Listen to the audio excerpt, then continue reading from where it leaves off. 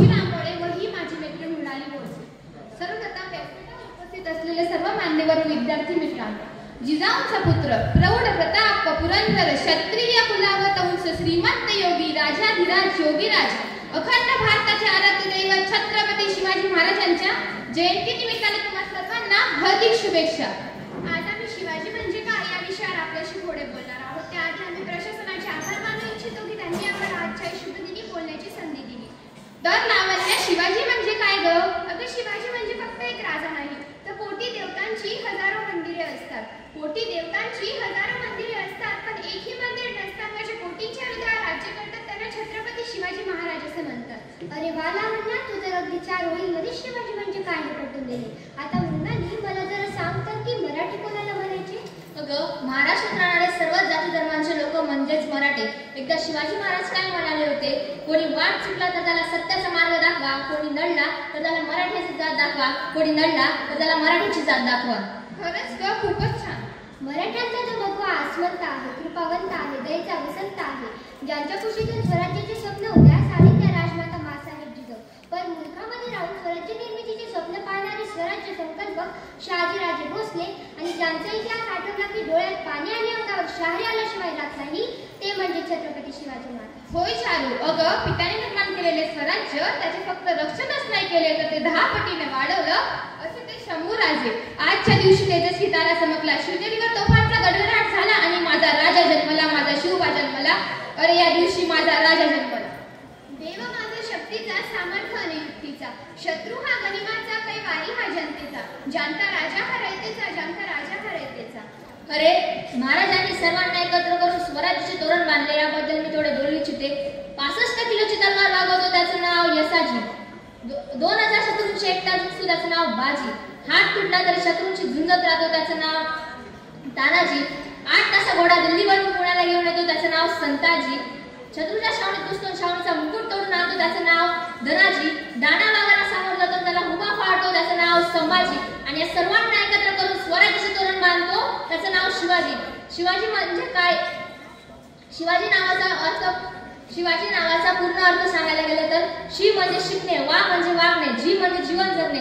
शिकले पाहिजे त्याप्रमाणे वागले पाहिजे तरच जीवन जगता येतं, असं यांच्या नावाचा अर्थ. या महाराष्ट्राच्या मुखातून अष्टप्रहार कडकडणारा महामंत्र म्हणजे शिवराय. मृतवत माणसात प्राण फुंकणारी संजीवनी म्हणजे छत्रपती शिवराय. बुलंद सह्याद्रीचा अंगा खांद्यावर ते मस्तकी धरून अवघा हल्ला कलवट करणारे बाळ म्हणजे छत्रपती शिवराय. स्वाभिमानाचा अमृत पिऊन डोलत फडकणारा भगवा ध्वज छत्रपती शिवराय. 350 वर्षानंतरही आजही अगदी बालमुखातून जय भवानी म्हणणारा जयघोष म्हणजे छत्रपती शिवराय. जयघोष म्हणजे छत्रपती शिवराय. अहो, ताकद तर सर्वांच्याच मनगडात होती. अहो, ताकद तर सर्वांच्याच मनगडात होती, पण स्वराज्य स्थापनेची इच्छा फक्त माझ्या शिवरायांच्याच रक्तात होती, फक्त माझ्या शिवरायांच्याच रक्तात होती. शिवरायांनी अनेक गड किल्ले जिंकले, लढाया जिंकल्या, म्हणून ते युग पुरुष झाले असे नाही, तर शिवरायांनी सरंजामशाहीवर पहिली तोफ बांधली होती. आता सरंजामशाही म्हणजे नेमकी काय हो? तर सरंजामशाही म्हणजे तो क्रूर, त्या क्रूर काळात जिथे अत्याचाराचा डोंगर, स्त्रियांना उरवण्याचा साक्षात नगर, प्रजा कोणाच्या गमतीत नव्हती आणि अशा क्रूर काळात ज्यांनी हिंदवी स्वराज्य स्थापन केले ते म्हणजे छत्रपती शिवाजी महाराज. म्हणूनच तर मरण जरी आलं तर ते ऐटीत असावं, मरण जरी आलं तर ते ऐटीत असावं. फक्त इच्छा एकच, पुढच्या 7 जन्मी सुद्धा आपलं दैवत छत्रपती शिवाजी महाराजच असावं, आपलं दैवत छत्रपती शिवाजी महाराजच असावं. माझ्या मित्रांनो, आज 350 वर्ष झाली तरी सुद्धा या महाराष्ट्राच्या मातीला शिवरायांची गरज पडते. ही तर फार मोठी शोकांतिका आहे ना. अहो, असं वाटतं की भलं पहाटे उठावं आणि रायगडाच्या पायऱ्या चढाव्या. या अंतर्मनातून, या काळजातून माझ्या राजाला हाक मारावी, बोलावं, सांगावं, विचारावं की राजा कशी पकडली होती बलाढ्य तलवार? सांगा ना, कशी पकडली ती बलाढ्य तलवार? आज हा तुमचा मावळा साधा चहाचा कप पकडताना सुद्धा त्याचा हात थरथर करतोय. राजा तुम्ही स्वराज्य वेळे, राज्य वेळे होतात, मात्र आज हा तुमचा मावळा साध्या पाण्याची तहान सुद्धा बियर पिऊन ठाकतोय. बघा ना, काय परिस्थिती झाली आपल्या महाराष्ट्राची.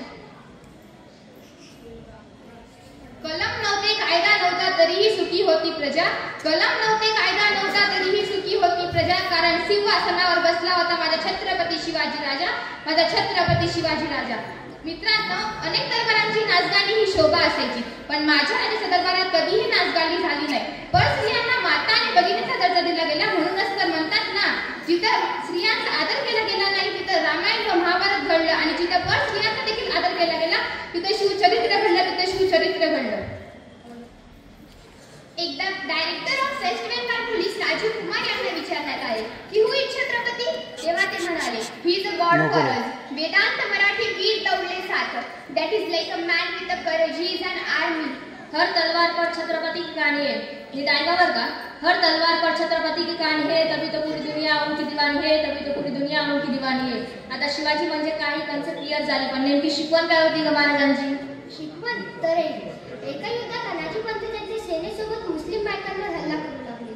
तेवढ्यात सेनापती हंबीराव मोहिते आले आणि त्यांनी विचारले काय चाललंय अनाजी पंत. तेव्हा अनाजी पंत म्हणाले की तो बहादूर खान आपल्या बायकापुरांची कसा वागलाय विसरलात का सर सेनापती.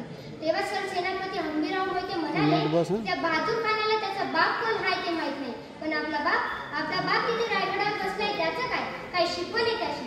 असे त्या बहादूर समोर आले तर त्यांना उभेच कापू, पण कुणी बाई समोर आली तर आई समजून तिच्या कमरेत कापू आणि त्यांना म्हणाले की आम्ही छत्रपती शिवरायांची माणसं आहोत.